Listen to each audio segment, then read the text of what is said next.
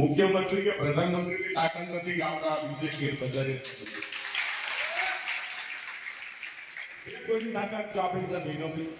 આપણી પાસે ભારતનું જે મજબૂત નેતૃત્વ છે ચંદ્રશેખરભાઈ આચાર્ય રાવળ બેટી આપણે કેમ બીજા આવવાનું ભલે રાત પડી જાય તો રાતના 12 વાગે કામ સવાર પડી જાય આપણે ફરિયાદ ના લે ત્યાં ઘરે કરશે આ કોઈ ના કરશે। પોલીસનું કામ ડરાવવા ધમકાવવાનું નથી, કાયદો અને વ્યવસ્થા જાણવાનું છે। જો પોલીસ ડરાવી ધમકાવી બધું કરતી હોય તો આ ભાઈ લેખિતમાં લેટર મૂકીને જાણ તમારા બાપની તાકાત હોય એના પર ગેરવ્યાજબી શબ્દ છે આ શબ્દનો ઉપયોગ ના કરવો જોઈએ। જે પણ ઉપયોગ કરશે એના વિરુદ્ધ કાયદેસરની ફરિયાદ દાખલ થશે।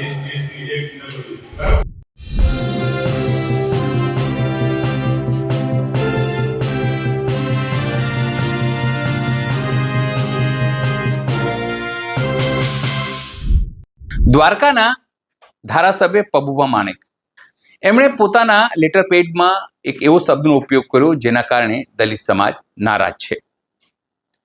તેમના ઉપર એફઆઈઆર થાય તેને લઈને વડોદરાથી લઈને સૌરાષ્ટ્ર સુધી અત્યારે દલિત સમાજના આગેવાનો એક થયા છે, તેમના વિરુદ્ધમાં વાત કરી રહ્યા છે। નમસ્કાર, હું છું ચિંતામણી પુત્ર અનિલ પટેલ, સ્વાગત છે આપનો અમારા કાર્યક્રમમાં। આવો સાંભળીએ દલિત આગેવાનો અત્યારે પબુભા માણેકને લઈને શું કહી રહ્યા છે।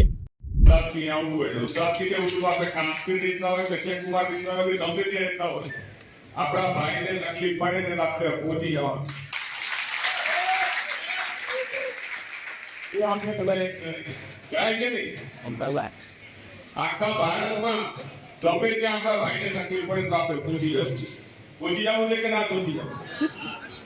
જો આપણે આવી લડતમાં ભાગ લીધું ને તો પબુભા શું મુખ્યમંત્રી કે પ્રધાનમંત્રી की ताकत નથી કે આપણા વિદેશ વધારે કોઈ તાકાત તો આપણી પાસે નથી। વાત છે ને આપણી પરિસ્થિતિ આપણી ઠીકા થવાની છે। હવે અમે કેવું છે ચૂંટણી આવી એટલે પેલા તો બ્લુ કેસ કર્યો પછી ઉતારી ગરીબ કિલો આવી જાય ગરીબ ઓરેન્જ આવી જાય ગરીબ પૈસો આવી જાય તે સમસ્યા મૂળાવડી આવે છે। ઇલેક્શન આવે ને ત્યારે આપણી નોકરીના પટી છે।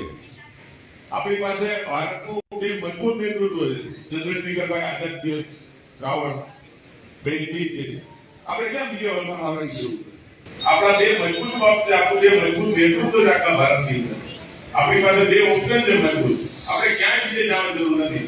છતાંય આપણે એક નાના ટુકડા માટે ગમે ત્યાં બલકા મારવા જઈએ ત્યાં આપણી મોટા મોટી ભૂલ છે।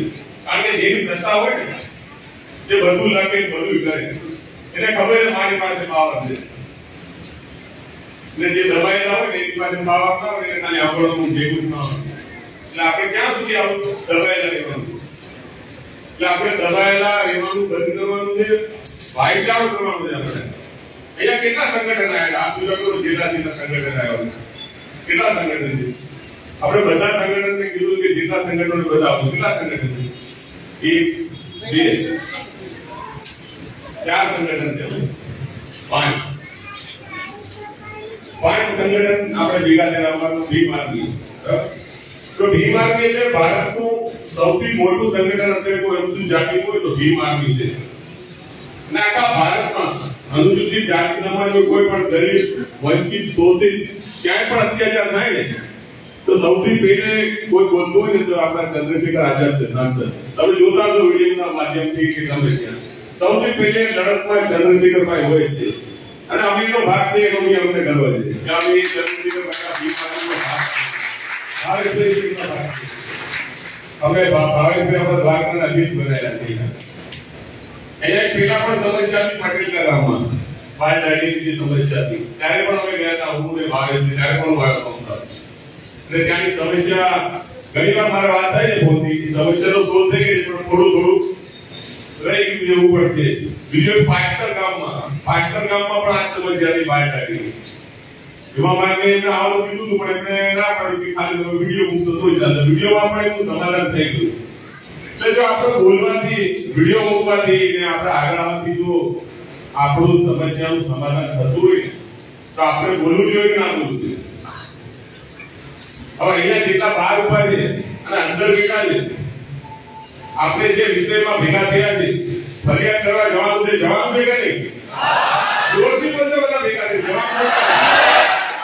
જેને ઘરે જવાનું હોય એ અત્યારે જતા રહે. જેને પોલીસ સ્ટેશન ભલે રાત પડી જાય તો રાતના 12 વાગે કામ સવાર પડી જાય આપણે ફરિયાદ ના લે ત્યાં સુધી ઘરે નથી રહેવાનું. આ હોય કે ના કામ છે.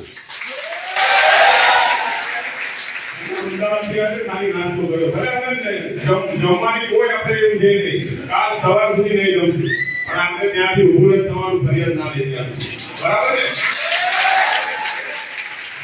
જેટલા જેટલા જોડે બધા બે હાથ પૂજા કરો આપણે ફરિયાદ દીધા આપણે ઊભું થવાનું ને. 12 રૂપિયા એક હાથ પૂજો કરી દેવો. પોલીસ ડરાવે ધમકાવે કાંઈ પણ બોલે બરાબર. પોલીસને શું કામ કરવાનું છે? પોલીસને કાયદો ને વ્યવસ્થા જાળવવાનું કામ પોલીસનું છે. પોલીસનું કામ ડરાવવા ધમકાવવાનું નથી. કાયદો અને વ્યવસ્થા જાળવવાનું છે. જો પોલીસ ડરાવી ધમકાવી બધું કરતી હોય તો આ ભાઈ લેખિતમાં લેટર મૂક્યું છે. જામ તમારા બાપની તાકાત હોય એના પર ફરિયાદ લઈ આવો. એટલે આપણે પોલીસની પણ ડરવાની જરૂર નથી બરાબર. કારણ કે પોલીસ જોઈએ ના સામાન્ય દારૂના અડ્ડા બંધ ના કરી શકતી હોય તો આપણે ક્યાં પોલીસની આપણે ડરવાની જરૂર છે? આપણે તો ફરિયાદ કરાવવાની ને ફાઇનલ જોરથી જયપીન બોલો. ફરિયાદ કરાવવાની છે. બાકી પણ બાકી ફરિયાદ કરાવવાની ને કોઈ ઘરે નહીં જાય ને ફરિયાદ કર્યા વગર. તમારે તો ઘરે ગયા છે. અમારે તો છે અમદાવાદ જવાનું પણ અમે નક્કી કરીને જાય છે કે ફરિયાદ કર્યા વગર ઘરે જવાનું નથી બરાબર. કોઈ ડરવાની જરૂર નથી બરાબર. આપણે કોઈ ગેરકાનૂની કે ગેરબંધારણીય કામ કરવા નથી જતા. જેને ગેરબંધારણીય કર્યું છે જેને આપણા માટે ગેર શબ્દો વાપર્યા છે એને ડર લાગવો જોઈએ. આપણે શા માટે લાગે?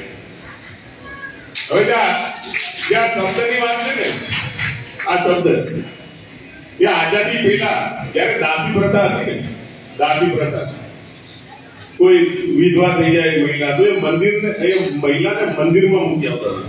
દાસી પ્રથા એ મહિલાને મંદિરમાં મૂકી આવતા ને એટલે એ મંદિરમાં બ્રાહ્મણો બધા પૂજારી એક અધિકારી એવું કીધું કે આ તો ગાંધીજીએ શબ્દ આપ્યો. કોને? ગાંધીજી. એટલે બાબા સાહેબ એવું કીધું કે જો ગાંધીને એટલું બધું હરિજનથી પેલો પ્રેમ હોય ને તો એને કહો કે એનું નામ નથી લાગે. કયું નામ? મોહનદાસ કરમચંદ હરિજન લખાવે તો અમને મંજૂર છે. ગાંધી સંજય કાઢી નાખે એટલે મોહનદાસ કે ભાઈ આ ગેરવ્યાજબી શબ્દ છે આ શબ્દનો ઉપયોગ ના કરવો જોઈએ. જે પણ ઉપયોગ કરશે એના વિરુદ્ધ કાયદેસરની ફરિયાદ દાખલ થશે. એસટી એક્ટ ને બધું બરાબર. જે વકીલ સાહેબે વાત કરી કે ભાઈ બીએનએસ ના એક્ટ આવી 173 ને 174 પણ આપણે જે એસટી એક્ટ છે ને એમાં બીએનએસ ને કાઈ કરતા નથી. એસસી એસટી એક્ટ એટલે સ્પેશિયલ એક્ટ છે. પરિપત્ર છે. આજે કેન્દ્રમાં જે સંસદમાં પાસ થાય ને બિલ આ એ પરિપત્ર એમાં સ્પષ્ટ લખ્યું છે કે ભાઈ ફરિયાદ થવી જોઈએ. એમાં કોઈ તપાસની જરૂર નથી, કોઈની માફીની જરૂર નથી, કઈ નહીં. સીધી ફરિયાદ થવી એટલે પહોંચવાનું છે આપણે. એટલે આપણે બધા સાથે મળીને અને બીજું તમારે બધાએ શાંતિથી ઉભું રહેવાનું છે બરાબર. વાત અમે વકીલ સાહેબ છે, હું છું ભાવેશભાઈ છે, અમે પોલીસ જોડે વાત.